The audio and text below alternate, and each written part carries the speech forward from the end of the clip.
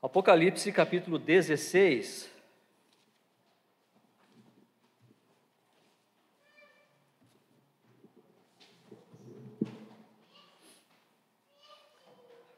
Nós temos aqui um capítulo onde ele vai traçar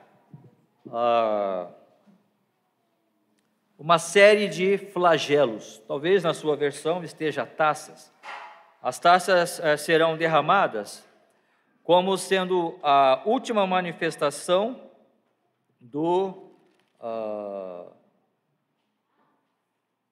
da cólera de Deus. Como diz ali no capítulo 15, se nós lermos no versículo 1, vi no céu outro sinal grande e admirável, 7 anjos tendo os 7 últimos flagelos, pois com estes se consumou a cólera de Deus.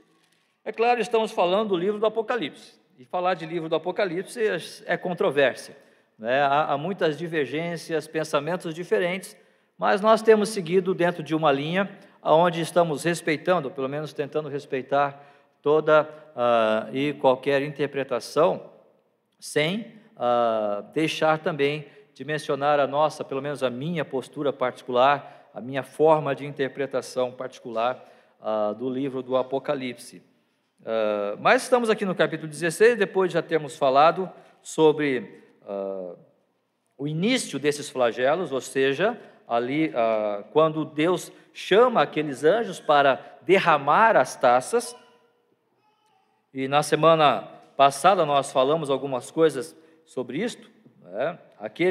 Os remidos que antes do derramamento das taças estavam ali adorando ao Senhor, estavam cantando: grandes são as tuas obras, Senhor, justos e verdadeiros são os teus caminhos. E falamos sobre esta responsabilidade de olhar para o livro do Apocalipse não apenas como um livro que trata de questões futuras, mas sendo a palavra do Senhor, também deve ser um livro para o nosso presente, onde eu devo olhar para este livro e dizer: o que é que este livro tem para mim hoje? É um desafio. Porque muitas vezes nós podemos olhar para o livro do Apocalipse e não, talvez, olharmos para as realidades presentes que nele se encerram. Mas é importante, sim, que olhemos para ele dizendo: e a minha vida, como está de acordo com este livro? O que eu tenho feito?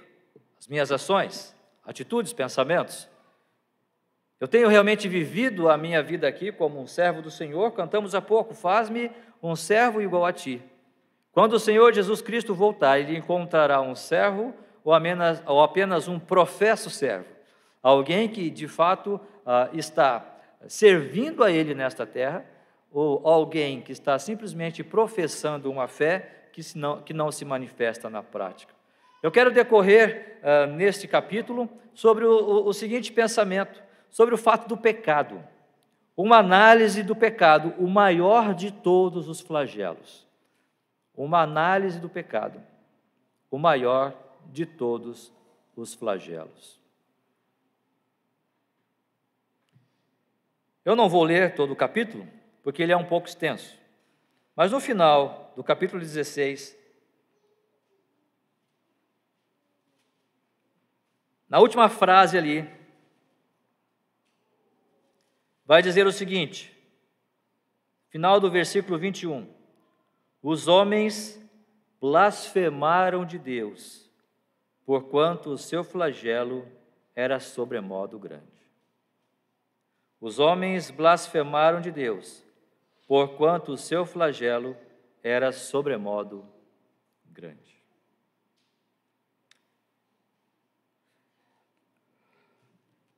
Temos então uma sequência de taças sendo derramada pelos anjos. Já temos falado que este tempo é um tempo da tribulação, aonde o Senhor haverá de julgar a sociedade humana.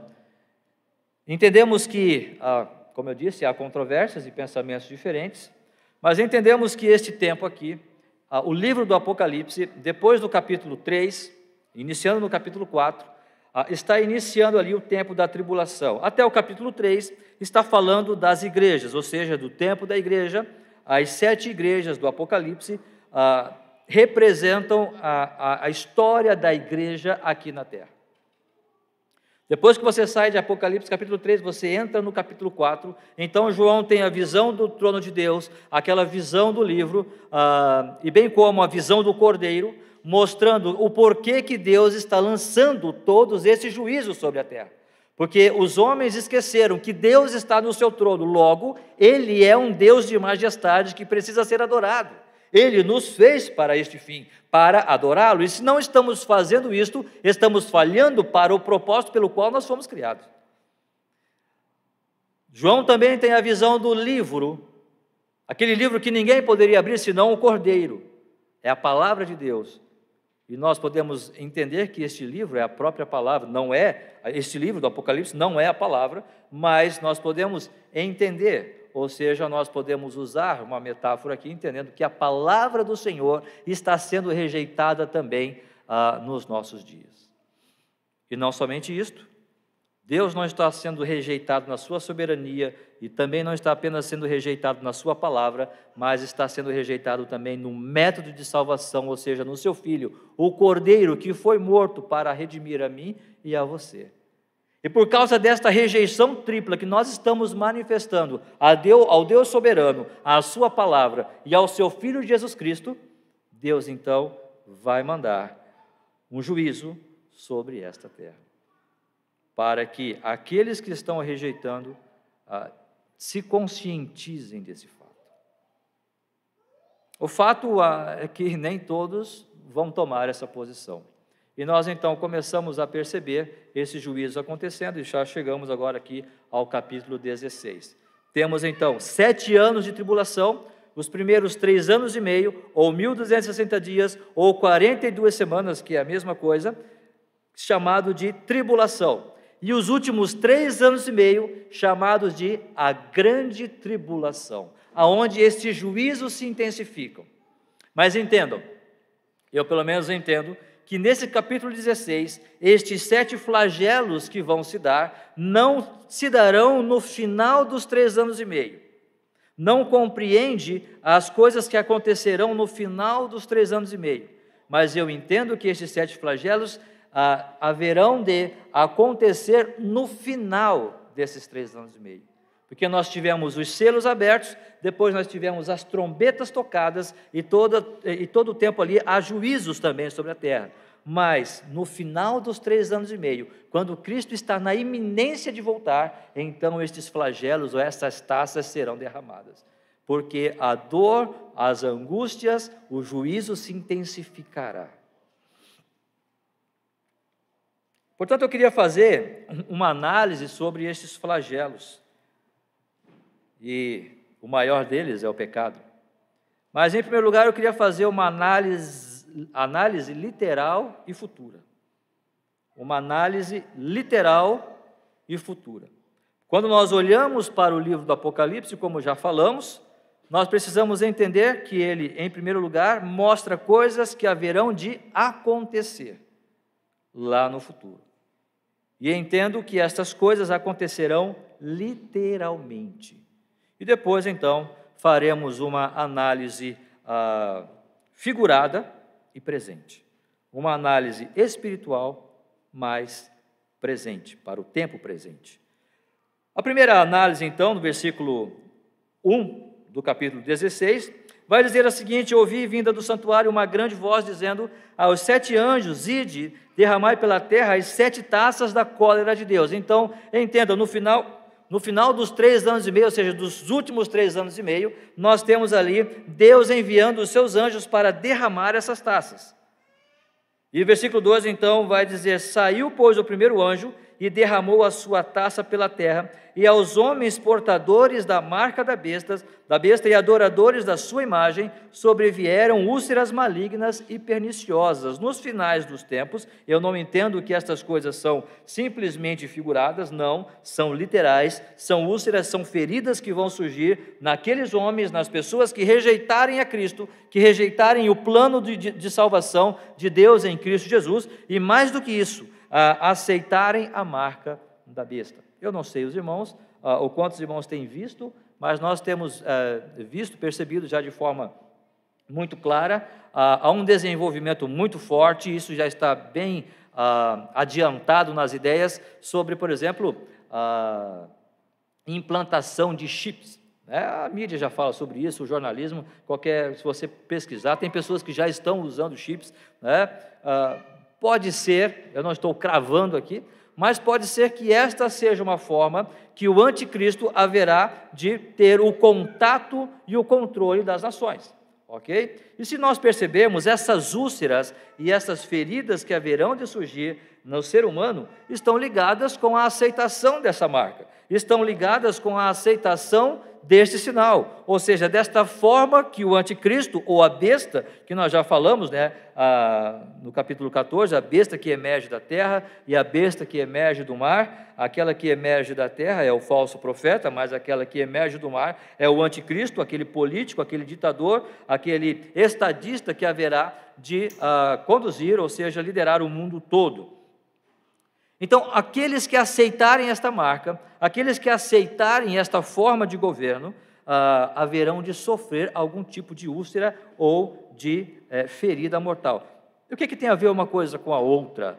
Tem a ver que esta aceitação vai trazer a estas pessoas algum resultado maléfico, algum malefício que vai afetar o seu corpo, a sua saúde, a sua pele. Irmãos, eu não sei vocês, nós estamos vivendo épocas, talvez você até nem concorde comigo, mas nós estamos vivendo épocas em que o ser humano ele já está deixando de ser humano.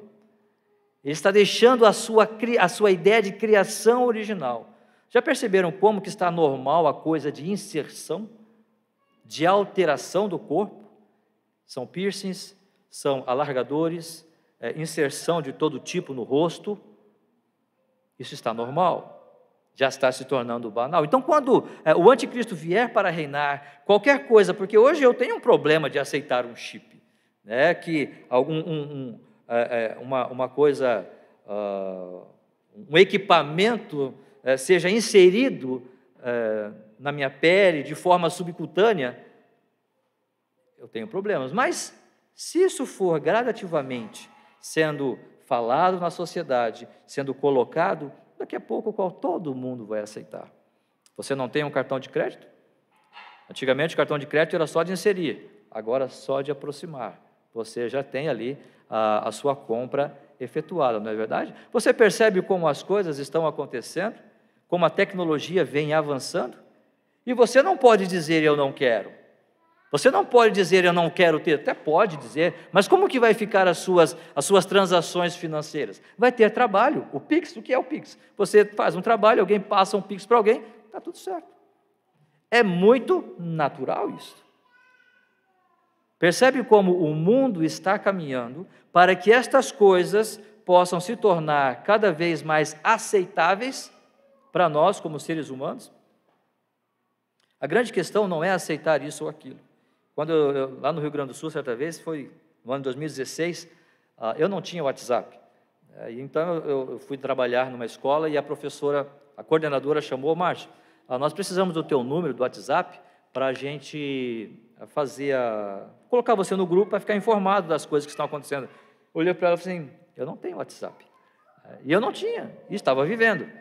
Ela olhou para mim, você não tem WhatsApp? Como se eu fosse um ET, um ser de outro mundo. Não tenho. Mas daí, claro, eu tive que fazer o WhatsApp, até para ficar inteirado das reuniões, das coisas que estavam acontecendo. Então, esta é a vida, nós estamos vivendo desta forma. A grande questão não é se eu vou aceitar um determinado equipamento, e você pode até discordar de mim nesse ponto, aceitar um equipamento, ou aceitar um determinado processo econômico ou financeiro, mas é quando nós percebermos que esta coisa está vindo com uma ideia de adoração, aí a coisa complica. É aí aonde mora exatamente o perigo. Porque isto é deliberado. Esta adoração à besta, adoração ao anticristo, adoração a qualquer um que não seja Cristo Jesus, aí você está fazendo isso de forma deliberada, voluntária, e está dizendo, eu quero rejeitar a Cristo e quero adorar a besta, eu quero adorar este homem. O curso do mundo segue, e nós somos cidadãos desse mundo, não adianta. Antes disso, somos cidadãos celestes, claro que sim, mas nós estamos pisando a nossa planta do pé aqui, estamos vivendo, temos casa, temos famílias para sustentar. A grande questão é os nossos ouvidos, a nossa mente está aberta realmente para perceber as coisas que estão acontecendo no sentido espiritual, e daqui a pouco vamos falar um pouco mais sobre isso. Mas a grande questão aqui, irmãos, é que aqueles adoradores da besta haverão de sofrer, sim, úlceras malignas e perniciosas. Não somente isso, a segunda taça, o segundo flagelo, ele vai dizer que derramou, versículo 3, derramou o segundo a sua taça no mar, e esse se tornou em sangue como de morto, e morreu todo o ser vivente que havia no mar. Imagine o mar, as nações, a sociedade humana, não tendo mais condições de pescar, não tendo mais condições de navegar. Quantas pessoas não vivem e sobrevivem da pesca de peixes, de água salgada? Quantas pessoas não sobrevivem da pesca de ostra? Quantos pescadores não sobrevivem deste negócio? Imagine quando o mar, como diz a palavra do Senhor, talvez alguém possa dizer, mas pastor, isso aqui talvez não é literal. Isso não aconteceu no Egito? Quando o rio Nilo foi tocado por Deus? Por que não vai acontecer também novamente em Apocalipse? É claro que vai, de forma literal. Aquilo lá não foi figurado. Imagine, irmãos, o caos que a terra não vai se tornar. O caos que vai trazer para a economia do mundo, quando Deus tocar realmente neste elemento, o mar, e em todos os seres que ali habitam. Não somente isso, o versículo 4 vai dizer, derramou o terceiro a sua taça nos rios e nas fontes das águas, e se tornaram em sangue. Agora a coisa aqui, ela complica ainda mais, porque não é apenas afetar os seres viventes que lá estão, e não poder mais comprar, vender, não poder mais pescar. No tempo de João, as fontes, uma coisa nós entendemos, naquele tempo não tinha SAMAI, não é? Não tinha nenhuma empresa, nenhum órgão que fazia o trabalho de saneamento básico dos rios. Eles tomavam água dos rios, das nascentes. Era fonte de alimento, era fonte de hidratação. A fonte que eles tinham para se hidratar, para saciar a sua sede, eram os rios, a água doce. Imagine que toda a água doce seja afetada por esta taça, por esse flagelo. Imagine, mais uma vez, o caos que está sendo colocado na sociedade humana. Imagine a tragédia que não é isto. E no versículo 5 vai dizer, então ouviu o anjo das águas dizendo, tu és justo, tu que era o santo, pois julgaste estas coisas. Porquanto derramaram o sangue de santos e de profetas, também sangue lhes tem dado a beber, são dignos disso. Ouvi do altar que se dizia certamente ao Senhor Deus Todo-Poderoso, verdadeiros e justos são os teus juízos. Deus está punindo a nação, Deus está punindo a sociedade humana, porque eles rejeitaram a Deus através dos seus santos e dos profetas que Ele mesmo envia. Por isso, os rios, todas as fontes de água doce, água potável, estão sendo afetadas. Mas João segue no versículo 8, quando ele diz, o quarto anjo derramou a sua taça e sobre o sol, e foi-lhe dado queimar os homens com fogo. Com efeito, os homens se queimaram com intenso calor e blasfemaram o nome de Deus, que tem autoridade sobre esses flagelos, e nem se arrependeram, para lhe darem glória. Irmãos, por que o sol vai ser transformado? Por que o sol vai ser afetado? O que é que você tem ouvido? O que é que eu tenho ouvido? Que o homem, na sua irresponsabilidade, tem agido de forma tal que a natureza está sendo afetada. Portanto, nós precisamos andar ecologicamente corretos. Nós precisamos caminhar pensando que a nossa ação vai transformar os efeitos maléficos da nossa própria ação no passado. Há um quê de verdade nisso? É claro que há. É claro que o homem tem agido de forma irresponsável. Deus nos deu a terra, todas as coisas criadas, para que nós gerenciássemos as coisas criadas, não para depredar, não para simplesmente devastar tudo. Deus tem nos dado a responsabilidade e o privilégio de administrar, de gerenciar as coisas que Ele criou. O problema é que sim, o homem tem, de alguma forma, agido mal neste ponto. Isso posto é uma verdade, mas o sol está assim por causa da ação humana? O sol foi afetado por causa da ação humana, efetivamente? Talvez podemos pensar na camada de ozônio por causa das grandes empresas e indústrias que lançam no ar os seus elementos químicos e por isso, pode ser, não estamos aqui para discutir isso. Mas se nós olharmos em Romanos capítulo 8, versículo 21 e 22, a coisa é mais profunda do que isto. A coisa ela é mais séria do que isto. E é porque, a pergunta que eu faço, e esse pensamento que eu estou trazendo é, por que que os homens blasfemaram? Porque se eu sei que a responsabilidade é minha e o sol está sendo afetado, por que que eu estou reclamando? Por que que eu estou blasfemando de Deus se a responsabilidade é minha? Porque o homem não consegue reconhecer as questões espirituais. O homem não consegue, Paulo vai dizer aos Coríntios, que o homem natural não conhece, não entende as coisas do Espírito, porque eles são loucura. E quando em Romanos 8, 21 e 22, ele está falando ali a respeito do efeito do pecado, e é por isso que eu disse, e nós vamos tratar isso de forma mais clara um pouquinho depois, mas Romanos 8, 21 e 22 vai dizer assim: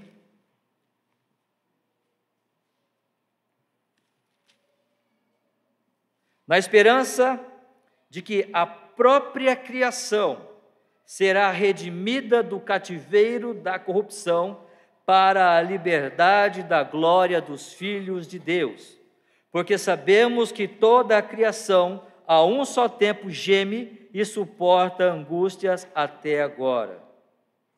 E não somente ela, mas também nós que temos as primícias do Espírito, igualmente gememos em nosso íntimo, aguardando a adoção de filhos. Ou seja, o que está acontecendo na natureza não é tão somente uma questão da ação do homem, é uma questão espiritual, é promessa de Deus. A natureza geme, aguardando a redenção, porque o pecado que um dia entrou na raça humana, esse pecado que, o maior de todos os flagelos, que um dia encontrou a minha alma e me afetou também a natureza. A sociedade humana não entende isso. E então há todo um trabalho para sermos ecologicamente corretos, há todo um trabalho para uma reeducação mental, para que nós não depredemos a natureza, e nada disso está errado. Porém, isso não resolve. Talvez a minha mensagem, a minha palavra, talvez para alguns, pode não ser ecologicamente correta ou politicamente correta. Mas se estamos falando do livro do Apocalipse, estamos falando da natureza que um dia estará sendo afetada sim, e por causa do pecado é que isso está acontecendo. O que a sociedade humana está precisando fazer? Qual é a decisão que precisa tomar? Render-se a Cristo Jesus, entendendo que o pecado que um dia nós aceitamos, ele afetou também a natureza. E é por isso que os homens vão se rebelar contra Deus, porque eles vão dizer, mas nós fizemos tudo o que nós precisávamos ter feito. Ora, nós taxamos as empresas, nós colocamos filtros nas chaminés, eu joguei a latinha no lixo, o meu papel, aquele do sorvete, eu joguei no lixo, reciclável, nós reciclamos todas as coisas, nós ensinamos às nossas crianças. E por que Deus está fazendo isso? Porque o homem não tem a noção, e nem quer ter a noção da profundidade, do efeito do pecado em nós e também na natureza. Por isso que eles se rebelaram e nem se arrependeram para dar glórias a Deus. Mas então, no versículo 10, tem a quinta taça sendo derramada. Derramou o quinto a sua taça sobre o trono da besta, cujo reino se tornou em trevas, e os homens remordiam a língua por causa da dor que sentiam. Eu não posso crer que isso seja figurado, isso é literal. Com certeza, isto vai acontecer por causa desta oposição e dessa blasfêmia, e da maneira como o homem tem se rebelado contra o próprio Deus.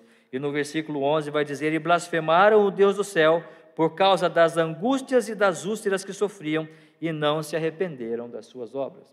Imagine pessoas com feridas, infecções, o mar não tem mais condições de navegar ou até mesmo de trazer de lá o seu alimento.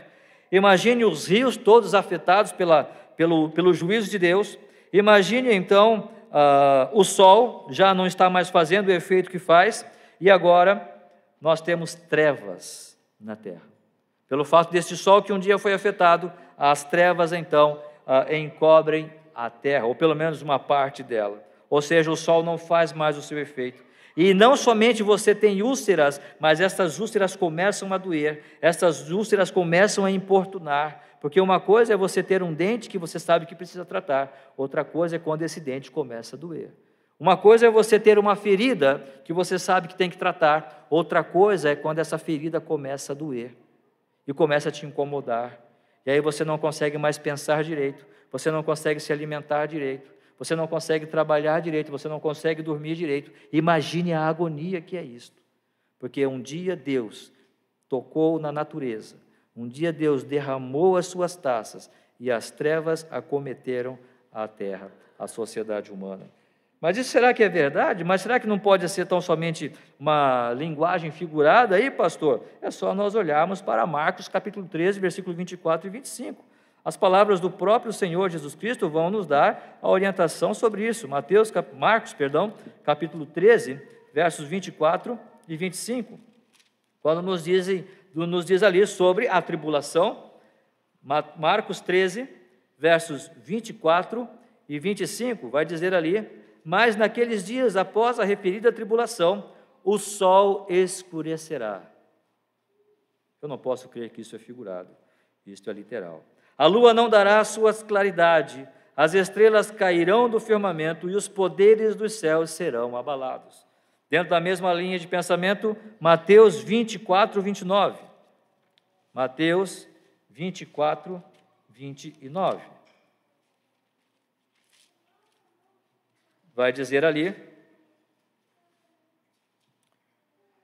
Mateus 24, 29. Logo em seguida, a tribulação daqueles dias, o sol escurecerá, a lua não dará a sua claridade, e as estrelas cairão do firmamento, e os poderes dos céus serão abalados. A minha pergunta é a seguinte: você crê nisso ou não? Não sou eu que estou dizendo, é a palavra do Senhor. Se este livro de Apocalipse servisse apenas para nós vermos o futuro, o que haverá de acontecer, e nós não sabemos quando isso vai acontecer, só isso já é o suficiente para nós temermos. Eu não quero estar lá, Senhor. Eu não quero viver este dia. Eu não quero estar presente quando essas coisas estiverem acontecendo. Deus está estendendo a sua mão, os seus braços para você agora e dizendo: venha a mim, ouvindo o chamado do Senhor Jesus Cristo: vinde após mim, todos que estáis cansados e sobrecarregados, e eu vos aliviarei. Aceite o meu convite de salvação. Aprendei de mim, que sou manso e humilde de coração. Este é o momento da graça de Deus se manifestando. Se o livro do Apocalipse fosse só uma coisa futura, só isso já deveria trazer em meu coração, em nossas mentes, o temor e o cuidado para não vivermos este momento.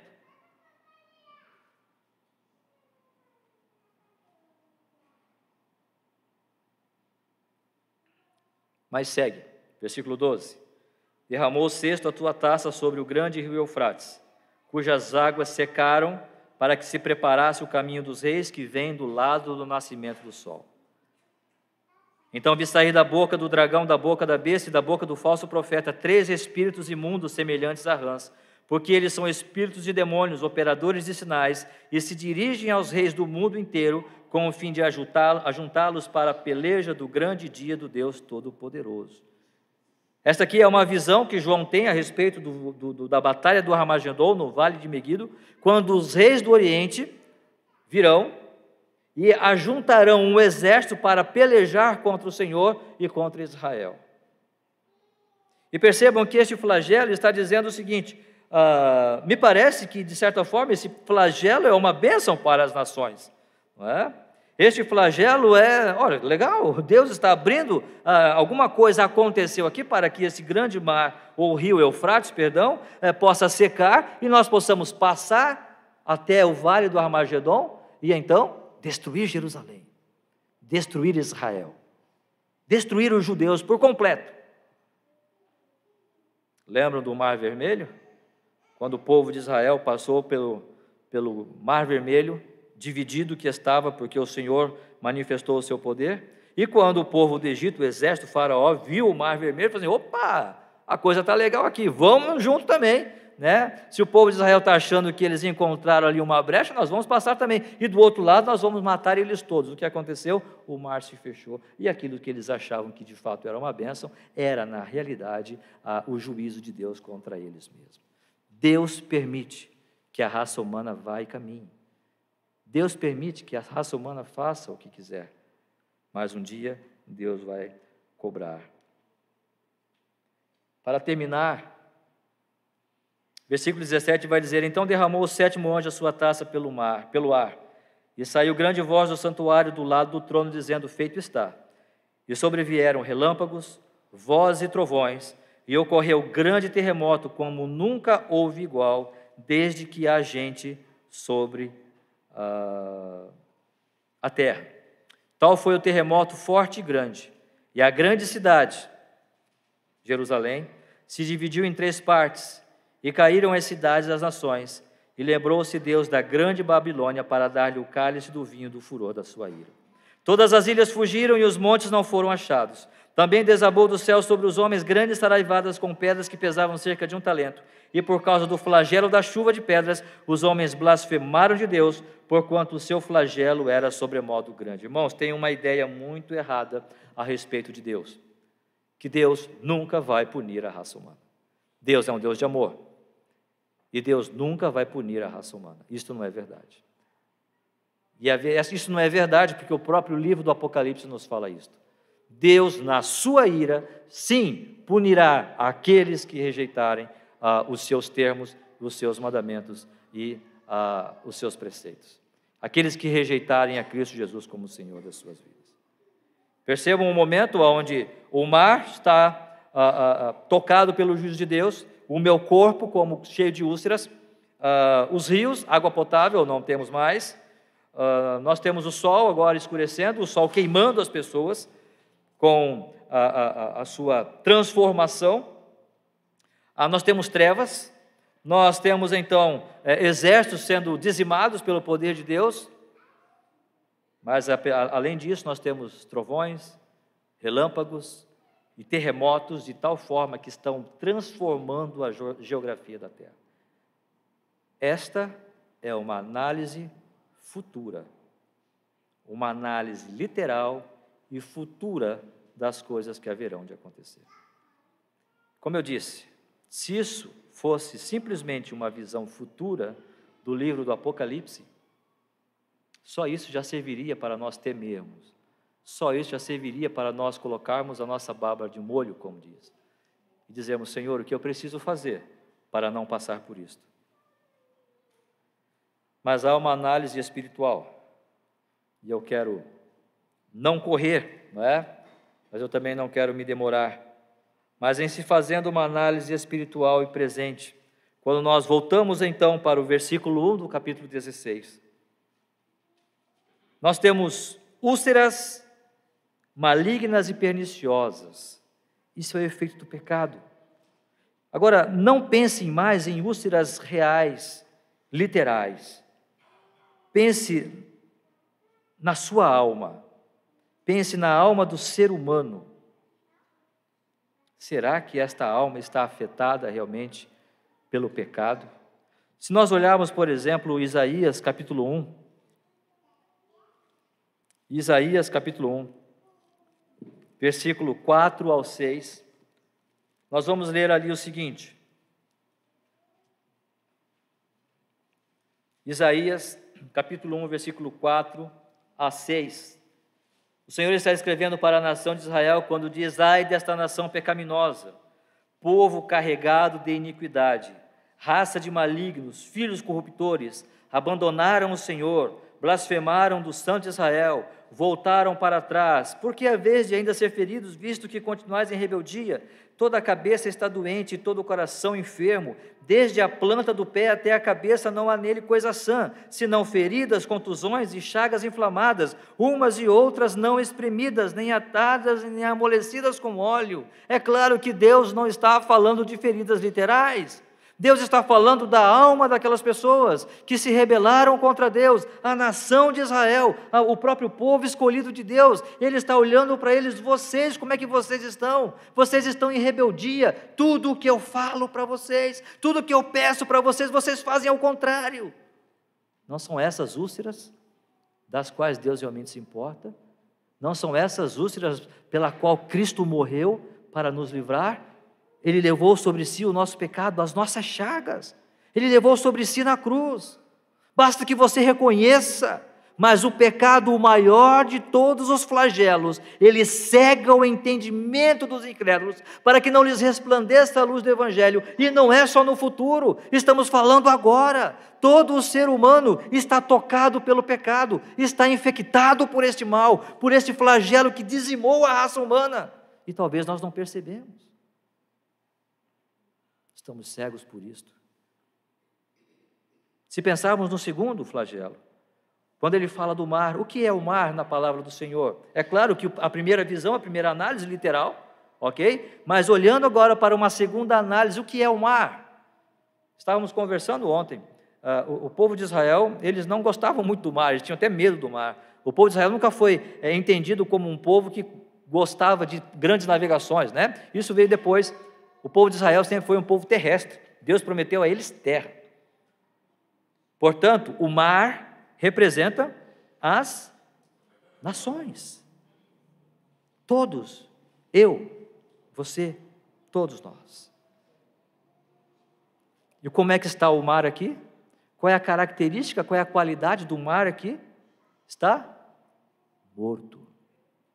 Derramou segundo a sua taça no mar, e esse se tornou em sangue como de morto. Ele vos deu vida, estando vós mortos em delitos e pecados. Todas as nações, todo ser humano que nasce nessa terra, nasce morto. Sabe por quê? O segundo flagelo vai dizer que Deus vai tocar nos rios, fonte de vida, fonte de saciar a sua sede. O rio é aquilo que representa toda a sede saciada. Já esteve com sede e você não tinha o que beber, andando no centro, naquele sol quente, e você com sede, e você louco para parar em algum lugar para você tomar uma água? Quão desesperador não é? Lembra da história da mulher samaritana? Quando Jesus senta para tomar água, encontra ela no poço, e Jesus diz para ela: quem beber dessa água voltará a ter sede, mas quem beber da água que eu lhe der, fará nele uma fonte a jorrar para a vida eterna. Qual foi o problema do pecado? O que é que o pecado gerou em mim e em você, senão esse afastamento da fonte de vida eterna, que é o próprio Deus, que é o próprio Senhor Jesus Cristo? O pecado, o maior de todos os flagelos. Ele afetou a mim, afetou você. Eu posso fazer essa análise futura e literal, e eu posso dizer assim: Senhor, eu não quero viver isto. O que eu tenho que fazer para não experimentar esta grande tribulação? Mas perceba, o pecado está hoje. Hoje ele já afeta a minha vida. Quantas pessoas estão vivendo sem Cristo, distantes do Senhor? Sabe por quê? Charles Spurgeon, certa vez, tentou explicar sobre a glória de Deus. E ele disse o seguinte: imagine o sol. Já trouxe essa ilustração, mas revisitando-a e repensando nela. Imagine o sol. Quanto mais perto do sol você chegar, mais você vai sentir o seu calor.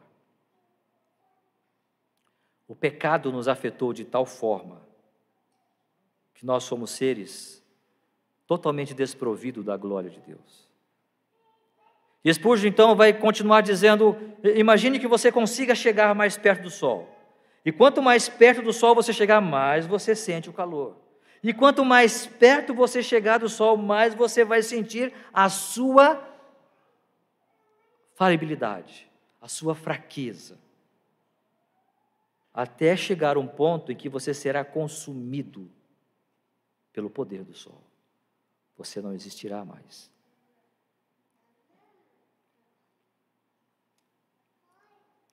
Paulo vai dizer aos romanos,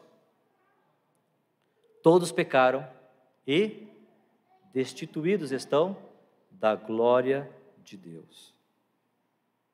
O quarto anjo derramou a sua taça sobre o sol e foi-lhe dado queimar os homens com fogo. Deus não nos chamou para que a sua glória nos queimasse e nos afligisse. Deus nos chamou, Deus nos criou para que a sua glória fosse um prazer para mim e para você. Por que a glória de Deus me machuca? Por que a glória de Deus me queima? Uma visão parafraseada aqui, por causa do pecado. Quando nós estivermos no céu, a glória de Deus vai ser aquela luz que vai iluminar o nosso caminho. Porque já erradicados do pecado, não nesta terra, mas quando já totalmente separados, o pecado já não existir mais em minha alma e meu corpo, eu posso caminhar nas ruas da Nova Jerusalém, sob o sol da glória de Deus.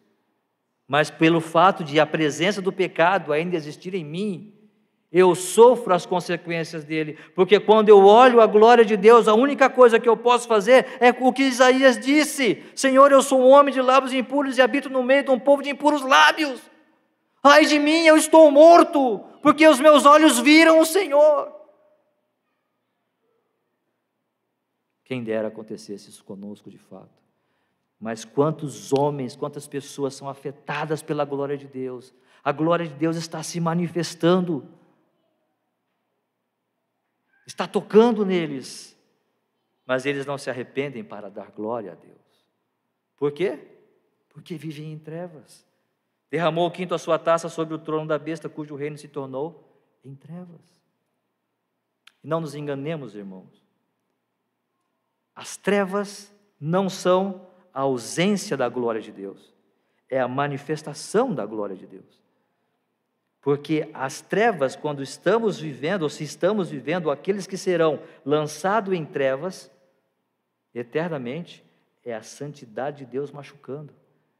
É aquela consciência de que eu pequei, eu estou em pecado, mas a minha rebeldia, eu continuo vivendo esta coisa. Não era o propósito de Deus isto. O propósito de Deus é que nós vivêssemos na luz do Senhor. Ele era a luz, João capítulo 1. Ele era a luz dos homens. Quando Mateus vai dizer ali, um povo que andava em trevas viu grande luz. Ele está citando Isaías capítulo 9, versículo 2. O propósito de Deus em nós é que nós vivamos esta luz. Mas os homens preferiram mais as trevas do que a luz, porque as suas obras eram más.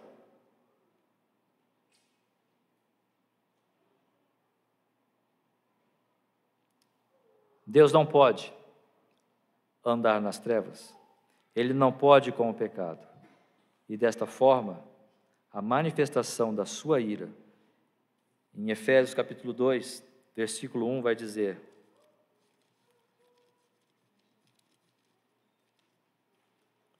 Efésios 2, 1. Nós já lemos, né? Mas no versículo 2 a 4, vai dizer o seguinte: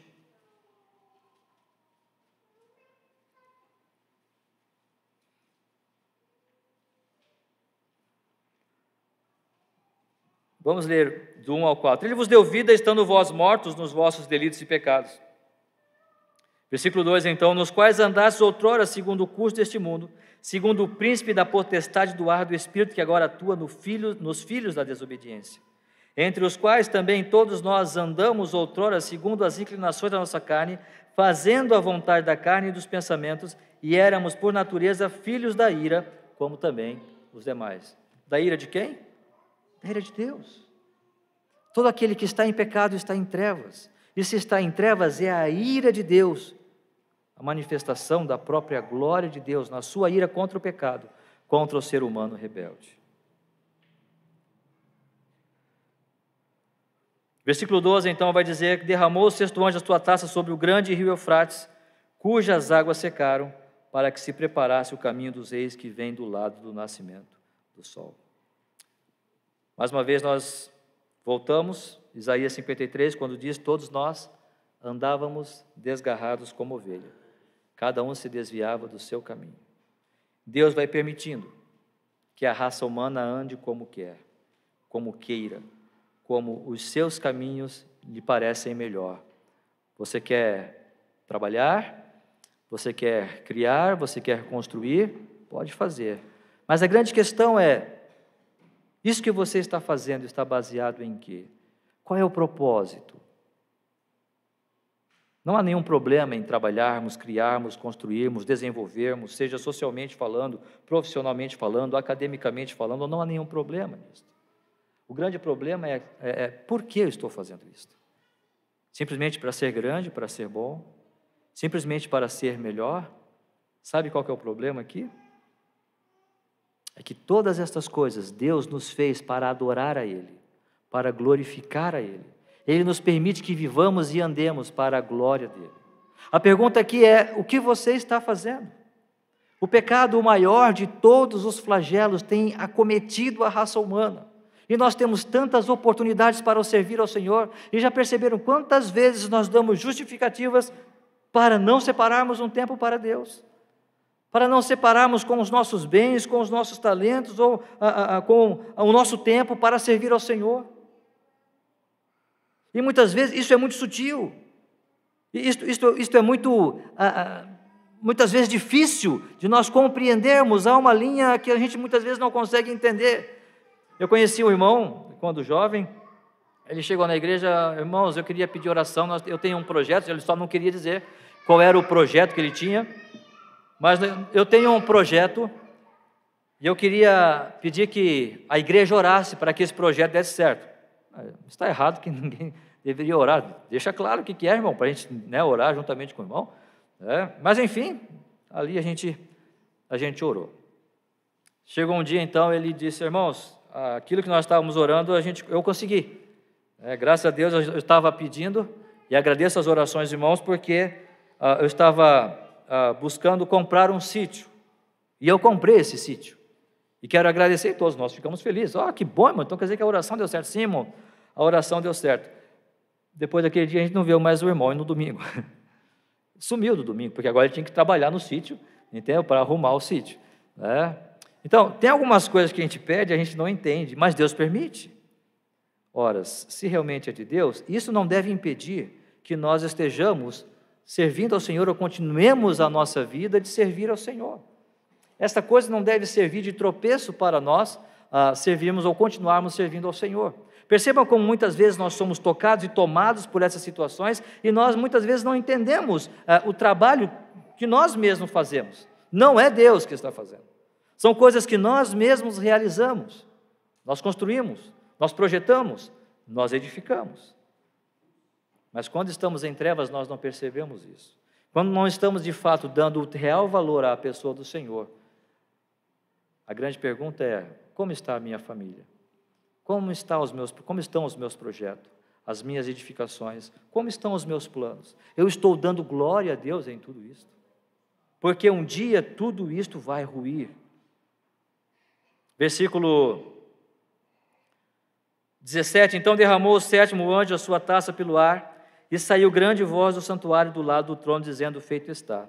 E sobrevieram relâmpagos, vozes e trovões, e ocorreu grande terremoto, como nunca houve igual desde que há gente sobre a terra. Tal foi o terremoto, forte e grande, e a grande cidade se dividiu em 3 partes, e caíram as cidades das nações.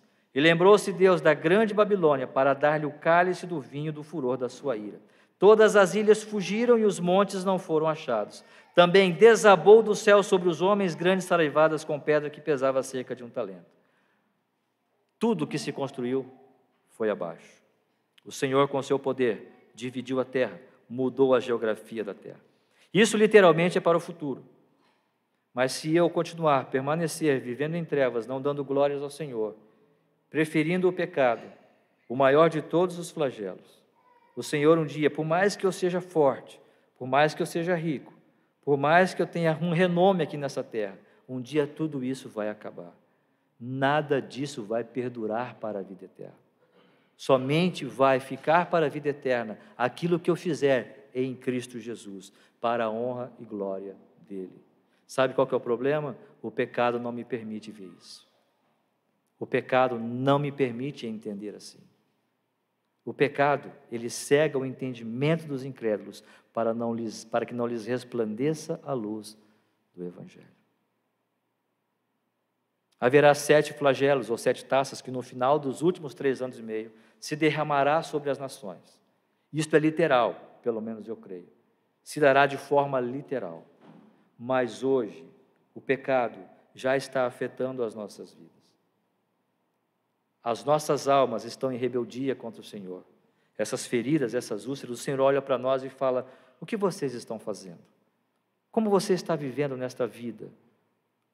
Onde está o seu prazer? O prazer, a alegria e paz da sua alma? Está em mim ou está nessas coisas passageiras?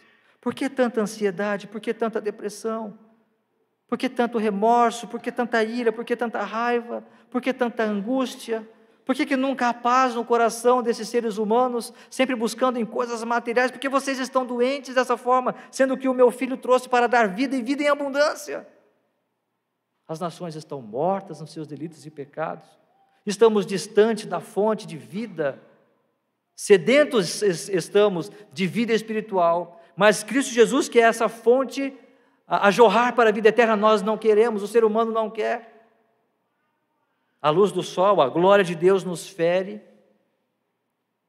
por causa do pecado que há em nós. Quantos estão em trevas e estão sofrendo a ira de Deus porque estão em trevas, cujo propósito de Deus não era este, mas era transportar-nos para o reino do Filho do seu amor. E continuamos construindo e achando que todas as coisas que estamos fazendo, só porque está dando certo, Deus está abençoando. Ora, quando Jonas desceu para fugir da vontade do Senhor, ali também deu tudo certo. Não é porque está dando certo a minha vida financeira, não é porque está dando certo aquilo que eu quero, é realmente alguma coisa que Deus está abençoando. Deus permite, nós somos seres inteligentes e Deus vai permitir. A grande questão não é se está dando certo ou não, a questão é: o que eu estou fazendo é para a glória de Deus? Porque se não for, um dia tudo isso não vai perdurar, tudo isso vai se acabar. Cristo Jesus virá, e aquilo que nós fizemos, seja madeira, feno ou palha, se consumirá. Mas se for pedras preciosas, ouro ou prata, vai permanecer e vai se purificar ainda mais, como que pelo fogo do Senhor. A pergunta é o seguinte: esta análise sobre o pecado, o maior de todos os flagelos, como você está vivendo? Aonde você está? Como está a sua vida no que diz respeito ao seu relacionamento com Deus? Você já entendeu que o pecado tem afetado a sua vida, assim como afetou a mim e afetou a vida de todos que estão aqui? O desafio desta noite é percebermos que a nossa vida, infelizmente, foi afetada pelo pecado e continua sendo afetada todos os dias. Por isso que Paulo vai dizer: a cada dia morro, para que a graça de Deus possa se manifestar em mim. O convite do Senhor Jesus Cristo hoje é que você deixe o pecado e você entenda que somente em Cristo você pode ter vida. Mas pastor, eu vou deixar o pecado e nunca mais vou pecar? Claro que não. A graça do Senhor é constante para olhar para nós e a cada dia, uma nova misericórdia, uma nova manifestação de graça dele. O que você precisa deixar é deixar a ideia de que você pode ser salvo por você mesmo, de que você pode ser salvo pelas suas ações, pelas suas construções ou edificações, porque você é isto ou aquilo. Não. O pecado está cegando você do fato de que você precisa de Cristo. Você precisa dele. Deus enviou o seu Filho para morrer, para que através dele nós pudéssemos ter vida. Esta é a mensagem desta noite, para o seu coração, para a sua alma, para as nossas vidas. E se você já é um salvo em Cristo Jesus, amém por isto. Glorifiquemos ao Senhor, porque nós não estaremos ali nesse tempo de flagelos e taças derramadas. Mas mesmo assim, o Senhor nos deu a responsabilidade, se já temos a Cristo como Salvador, de proclamarmos esta verdade àqueles que ainda não conhecem. Porque se isso aqui é sério e é verdade, e eu creio que é, pessoas que amamos talvez estarão aqui. Pessoas que realmente consideramos vão viver isso aqui. Porque estão distantes de Deus, estão distantes da luz, da glória do Senhor. Que Deus nos abençoe. Fique com esse desafio, com esta palavra para esta noite. E pense sobre esse convite do Senhor para a sua vida. Vamos orar. Nosso Deus e nosso Pai, queremos te agradecer pelo maravilhoso amor que o Senhor tem derramado sobre nós em Cristo Jesus, teu Filho. É verdade que não merecemos. É verdade, ó Deus, que a tua palavra nos fala a respeito de momentos terríveis que a sociedade humana haverá de passar. Não sabemos quando isso vai se dar. Mas sabemos, ó Deus, que a humanidade está caminhando a passos largos para isto. Vivendo em imoralidade, vivendo em rebeldia, aceitando aquelas coisas que o Senhor mesmo condena. Mas, ó Deus, oramos para que o Senhor fale conosco. O Senhor nos ensine, o Senhor nos oriente, o Senhor nos abençoe como igreja de Cristo Jesus. Pedimos, ó Pai, que teu amor seja revelado a nós a cada dia, para entendermos, ó Pai, qual seja a tua vontade.